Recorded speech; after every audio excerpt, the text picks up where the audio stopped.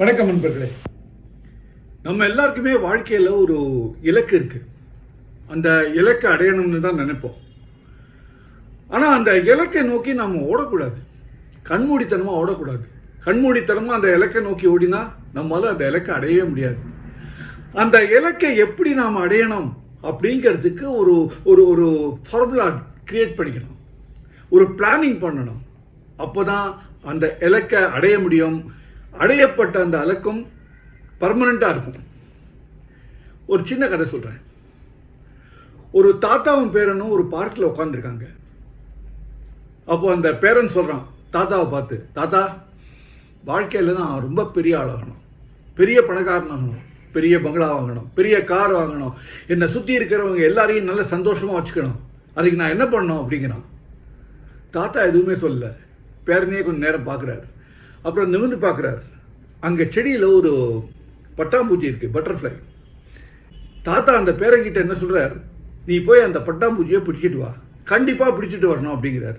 பேரனுக்கு ஒரே சந்தோஷம், பட்டாம்பூச்சி பிடிக்கலாமே அப்படின்னு ஓடுறான்.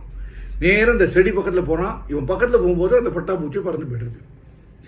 இப்படியே ஒவ்வொரு செடியாக பறந்து போய் கடைசியில் அந்த பார்க்கை விட்டே அந்த பட்டாம்பூச்சி வெளியில் பறந்து போயிடும். அந்த சிறுவன் ரொம்ப சோர்வாக தாத்தா கிட்ட வரான். வந்து சொல்கிறான், இது போல் தாத்தா, என்னால் அந்த பட்டாம்பூச்சியை பிடிக்க முடியலையேன்னு. தாத்தா அப்போ சொல்கிறார், இதுதான்பா அவனுக்கு பாடம். இந்த பட்டாம்பூச்சிங்கிறது உன்னுடைய இலக்கு. உனக்கு அந்த பட்டாம்பூச்சி வேணும்னு தோணித்து அந்த பட்டாம்பூச்சி உனக்கு இலக்கு. ஆனால் அந்த இலக்கை தேடி நீ ஓடின, கண்மூடித்தனமாக ஓடின, அதை பிடிக்கணுங்கிறதுக்காக கண்மூடித்தனமாக ஓடின. என்னாச்சு? பட்டாம்பூச்சி பறந்து போய் அது ஒன்றை விட்டு கம்ப்ளீட்டாக போயிடுச்சு. இதுவே நீ வேற விதமாக யோசிச்சு பாரு.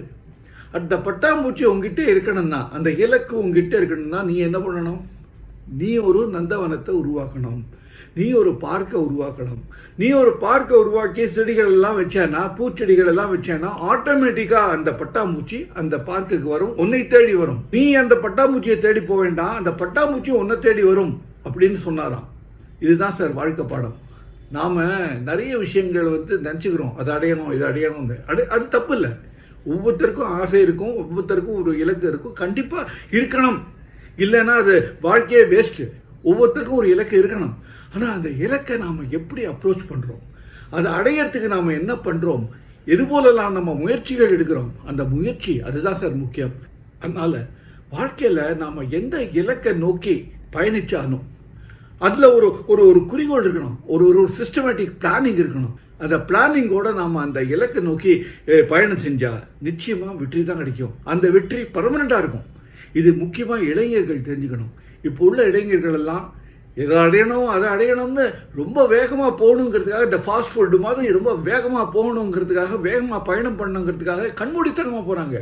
அந்த கண்மூடித்தனமாக போகிறதுனால நிறைய ஃபெயில்யூர் ஆகுது. அந்த ஃபெயில்யூர் ஆகிறதுனால அவங்க மனசு உடைஞ்சு போய்டுறாங்க. இது ரொம்ப தப்பான ஒரு ட்ரெண்டு. ஆக இலக்கை வச்சுப்போம். ஒரு வாழ்க்கையில் ஒரு இலக்கு இருக்கணும். அந்த இலக்கு அதை எப்படி அப்ரோச் பண்ணுறது அப்படிங்கிற ஒரு பிளானிங்கோடு இருக்கணும்.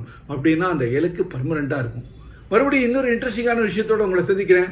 அது வரைக்கும் உங்ககிட்ட விடைபெறுவது உங்கள் எஸ்எல். நானும் வணக்கம்.